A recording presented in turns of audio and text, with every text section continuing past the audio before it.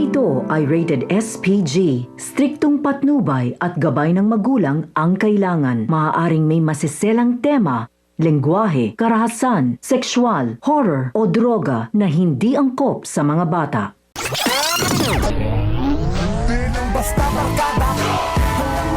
Natanggap na ni Chief Espinas ang dalang subpina ni Mando at Rigor at agad nga siyang gagawa ng paraan kung saan kinausap niya ang doktor na i-discharge na siya dahil hindi umano tatakbo ng maayos ang bilibid kung wala siya. Sa pagdating ni na Senyor Facundo ay agad ngang humingi ng pasensya sa nangyaring gulo sa kanilang event si Pablo, kina Ramon at Don Julio, lalong-lalo na kay David. Kung kaya't nagyabang na naman si David at sinabi na marunong din palang humingi ng tawad si Pablo. Nawalan ng pag-asa sina Tanggol at Bubbles dahil sa bigat umano ng kaso nila ay hindi nila alam kung sila ay makakalaya pa. Sa pagdating ni Espinas ng koreksyonal ay inutusan niya si Maca Santos na i-withdraw lahat ng pera nila sa bangko at mag-close account.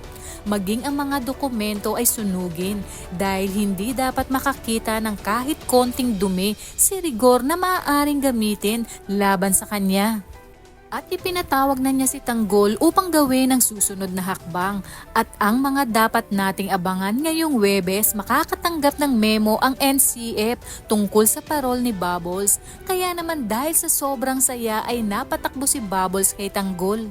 At hindi mapigilang yakapin si Tanggol dahil sa balitang makakalaya na siya. Kaya naman nagawa nilang asarin ang mga kaibigan ni Tanggol na tila napamahal na si Bubbles kay Tanggol.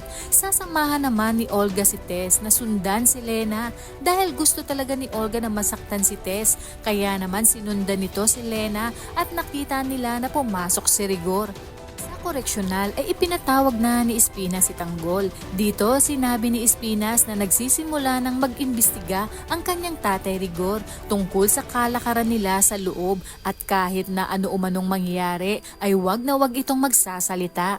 Sa inyong palagay, dito na kaya harap-harapang mahuhuli ni Marites ang pagtataksil ng kanyang asawa na si Rigor?